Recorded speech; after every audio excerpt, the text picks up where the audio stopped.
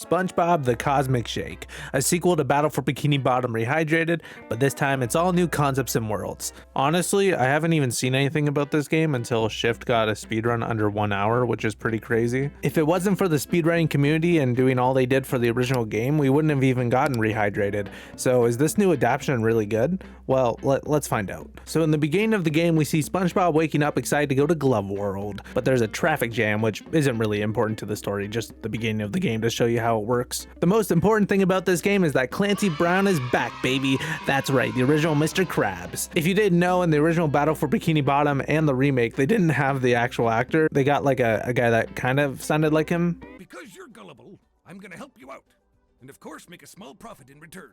But yeah, he's back, baby. He reprised his role. So far, this world does seem a little weird with the saturation and the colors, and it really feels empty, especially this shot of Plankton and Mr. Krabs. It's only in this area and the beginning of the game that I noticed this, but it's just a little weird. Anyway, SpongeBob and Patrick are at Glove World, and they realize their self-esteem is a lot lower than they thought. These random kids are like, meh.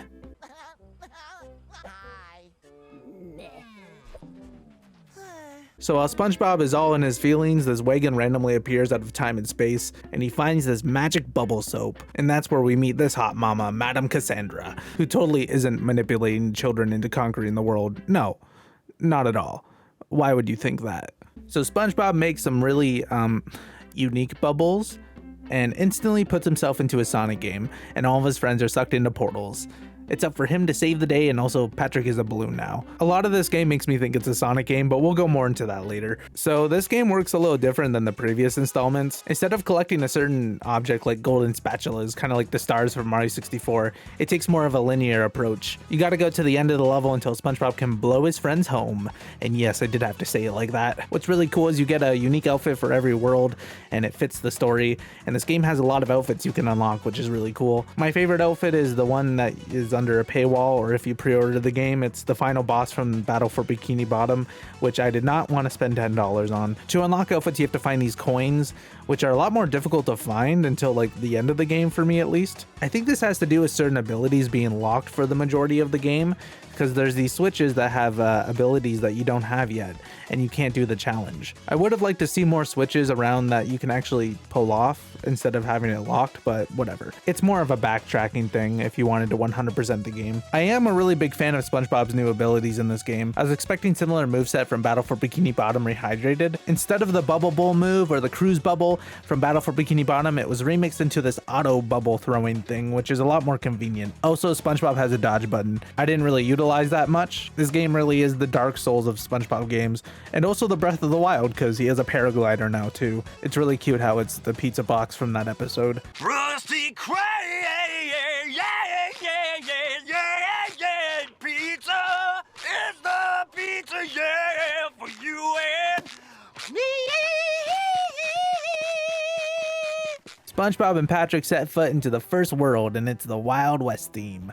I do not like this world. I'm not a fan of Wild West desert areas, and the gameplay is pretty solid though. You're immediately riding on a horse and thrown right into the action. And oh my god, it's Ram Ranch. What is it, SpongeBob? What do you see? Water? Soda? Soda water?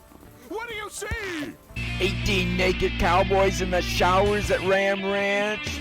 Particles, it's so small. Also, the dialogue in this game is a little sus. My butt is killing me from all that writing you had to do. What did he say? So at this point in the story, SpongeBob needs his boating license to continue, and it's only used for sea creatures. And oh my god, I found a shiny. Eventually we find Mr. Krabs, and we need to suck some trees for some jelly. 20 minutes later of beating the jelly enemies and sucking those sweet trees, Mr. Krabs tries to run off with our love nectar. And this is the point where I had a lot of fun. The chase scene was really cool. I like the fast pace and blowing through enemies. It was really fun. I quite enjoyed it. It was the best part of the Wild West area in my opinion. And after that, we blow Mr. Krabs back to Bikini Bottom. After returning to the world, a lot more stuff is unlocked, like side quests and collectibles you can find that I actively ignored. So on to World 2! In my opinion, this is where the game gets a lot better. This game also consistently reminds me of Hat in Time, which is another really good 3D platformer. The different worlds and costumes and the story and the dialogue. I got serious Hat in Time vibes. In this world, you're brought into a movie set, and it is really criminal they didn't use the paddy wagon from the movie. It was a missed opportunity. In this world, we meet Squidward, who is a director, and puts his cast members in great danger. What squirt of an actor did those at the agency lay upon me? I also found a really cool glitch in this game where if you hit this garbage can, you get infinite jelly. I don't think this is how it's supposed to work, but every time I hit it, I got 2 pieces of jelly each time. There's other trash cans around the game that has this and others that don't, so in World 2 you can find this. I don't know if they'll patch it ever, but it's pretty cool to unlock costumes early. And yet again, this game is continuously convincing me it's a Sonic game, because not long into the world you unlock a karate kick ability, which acts very much like Sonic's homing attack. And this karate kick is one of my favorite parts of the game. After a little bit of fighting and reaching the top of the tower, we finally see Kill Bill. Sandy. This boss is alright, you just avoid her spinning attacks. After beating her, Squidward is planning out his new cinematic universe and we bubble back. That's right. Next up, we're on a pirate adventure. That's World 3, baby. It's pretty cool. Now, I need to address something. I do not watch modern SpongeBob. So when the My Leg guy comes up and has an actual name and character now, it's a little weird. Oh good, these restraints are so tight, I can't feel my leg anymore. Wait a minute. Who are you? There's a lot of new lore in the new SpongeBob episodes that I'm just not aware of. I stopped watching SpongeBob after the first movie, so it's a little jarring. It's cool that there's cameos for new characters so other kids can be like, oh my god, it's this guy, My Leg. My leg! In this world, we learn the hook shot move, and this move combined with the karate kick is really fun. It's really cool to go through the world with this move set. At this point in the story, SpongeBob is on the search for his pineapple, which I thought was the canned pineapple in the box art in the beginning of the game. Kind of like A Day with SpongeBob, remember that thing? But nah, Prawn stole it. Also, Prawn is back. He mocks you and constantly throws bombs at you. It's kind of like Cheep Cheep Beach. This world's pretty cool, finding treasure and talking to mermaids. Speaking of mermaids, Patrick simps over this one mermaid. She's pretty. Which got me thinking, how come Patrick isn't simping over Madame Cassandra like me? So far, this is the only mermaid, canonically, that Patrick hasn't been in love with. We all remember Mindy. Did you see my underwear? No, Patrick. Did you want to? Once we get the treasure, we show our loyalty to the Flying Dutchman and we can attack Prawn. This world was pretty fun, I like the area. My only gripe with it is that you can't go inside SpongeBob's house after, like Battle for Bikini Bottom. After returning his home, SpongeBob remembers he has a pet. He is a bad pet owner. And we're off to World 4, baby, Halloween Town. Just like the Disney Channel classic movie Halloween Town, this has a lot of smiling pumpkins. I really like this world. The aesthetic is really cool. I like the spooky vibes. Halloween is one of my favorite holidays, so seeing it in this game was really fun. I like the vending machine joke. That was in Battle for Bikini Bottom and the show, which is just really great. I'll only be gone a second.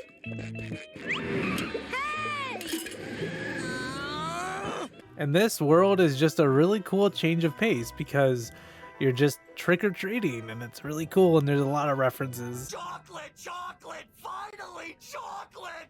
In this story so far, SpongeBob and Patrick are looking for Gary. He's leaving a lot of slime behind, so we're following the slime. But there's also a monster people are talking about. We have to enter a snail race to move on. In order to do that, we have to collect a lot of candy from these houses and trick or treat. Once we collect enough, we actually turn into a snail. I really like this callback because that was one of my favorite episodes as a kid. You're gonna be just fine.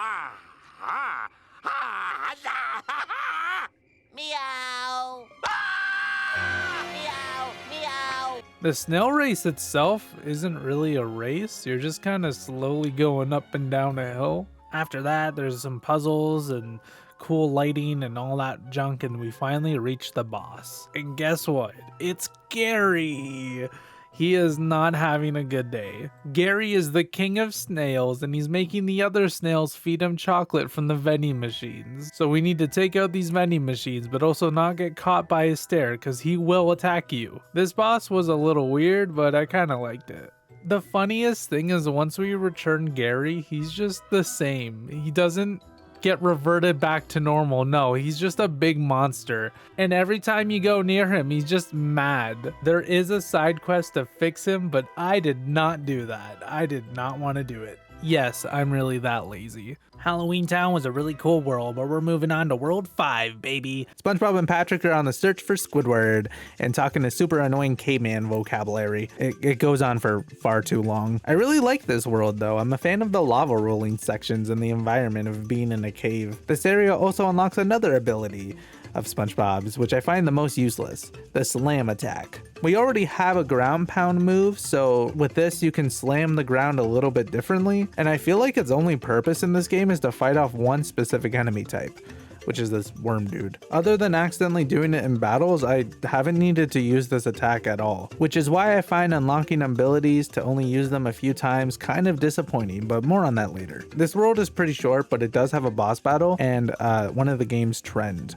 Pearl. Pearl and her boss battles are the most annoying shit in this game. I hated this boss so much. That's mainly on me for not using the dodge button as much as I should have. I could have saved so many sweaty pairs of underwear, but yeah, Pearl's boss I just didn't like. I'm not upset the game got a little more difficult in this area, but it was a little overwhelming with the amount of enemies spawning and Pearl's crazy attacks. But that's mainly on me not using my full controller scheme accordingly. But I do want to know, what was your experience with this boss? Did you use the dodge a lot? Tell me in the comments, what was the worst boss in this game? Anyways, after defeating Pearl, we're able to send Squiddy home. He also forgot to learn English again, so he just talks like this.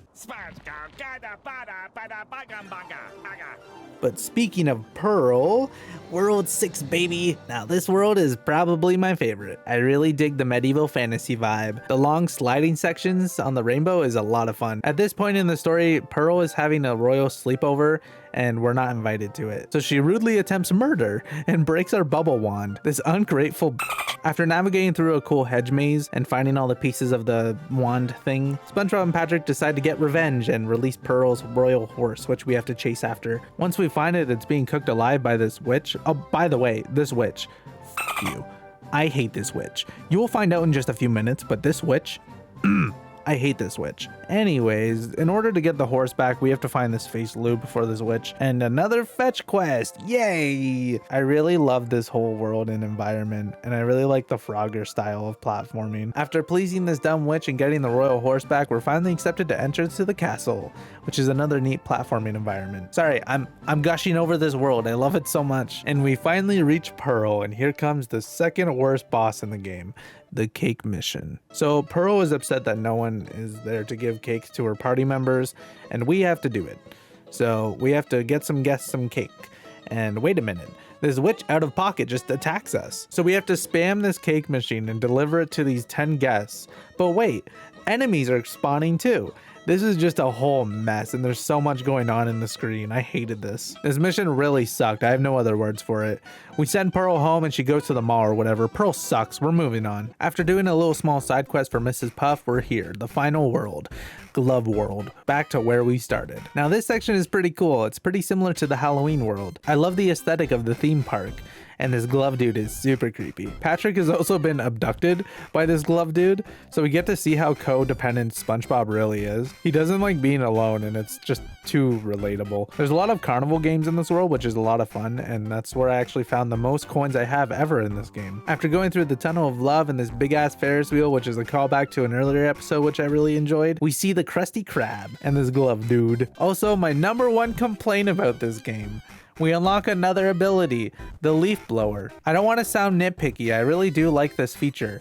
It's like Luigi's Mansion, you're sucking and spitting. My main problem is introducing this new item at the last world, and then you use it for this boss, but also the final boss. This might be jumping ahead of the timeline here, but these two bosses are so close together, like not even 5 minutes apart, and you use the same technique to beat both of them. There are phases where you lose the leaf blower, so that's a little better, I guess, but both bosses are pretty much you dodge for a while, suck up some junk, and spit at them. This is more of a final boss issue than the Glove World issue, but that's one of my main complaints about this game, but I thought Glove World was pretty solid. I genuinely enjoyed this creepy ass dude. Now that we saved the Krusty Krab and everything is back to normal somewhat, Cassandra is exposed by King Neptune. I really like how they use the old King Neptune design, unlike the movie design.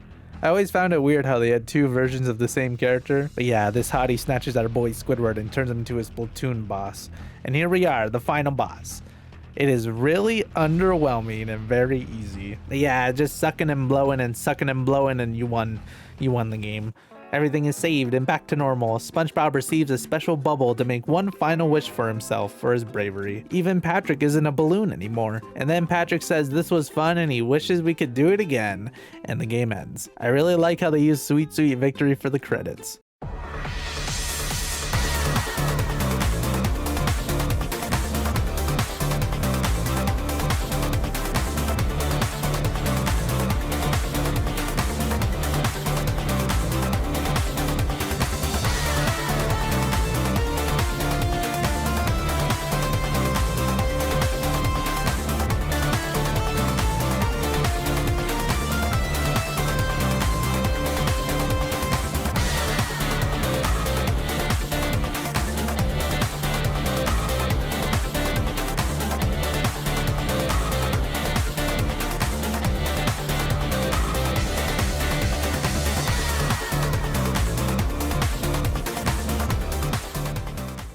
Alright, conclusion time. This game was pretty solid. I had a lot of fun playing it. I also didn't cover the entire game with all the side quests and stuff, but this was never a 100% deep dive. No pun intended. This was just a simple look into the game and the story. I do really like this game though. I can see some issues with it, which I couldn't really ignore. And I don't want to sound nitpicky during this video. I did genuinely enjoy this game a lot. Another thing I liked about this game was the callbacks and references. A lot of characters from the show and little things from the show that I noticed was really cool. These references were enjoyable for someone who hasn't watched modern SpongeBob as well, so it's enjoyable for all audiences, which I really enjoyed. SpongeBob is a property you can do a lot with, and the potential is just endless. One thing I did notice right away was Tom Kenny's voice a little bit, but this dude was voicing SpongeBob for 20 years. His voice was bound to change. What I think is a little jarring is playing Battle for Bikini Bottom Rehydrated, because that just reuses the audio from the original game. So hearing that game SpongeBob and this game SpongeBob is a little weird. I really love the leaf blower. It is so cool. I just wish it was earlier in the game. I wish we got it so much earlier. I love how it's a reference to like one of the first episodes. It just makes so much sense. It's so SpongeBob and I love it. I'm actually mad this wasn't earlier in the game. But to be used so late in the game and just for a boss fight, it's just kind of like, okay. There are little missions you can do later with it, but it's just like, I don't know, man. I really wanted this to be earlier in the game. I have a lot more to say about this game, but I'm just done. This is technically the first new game I've covered on this channel, but I do want to know your thoughts about this game. Did you pick it up? Did you like it? I rate Spongebob The Cosmic Shake a solid 8 out of 10. Thank you for watching. Please subscribe. Okay, bye.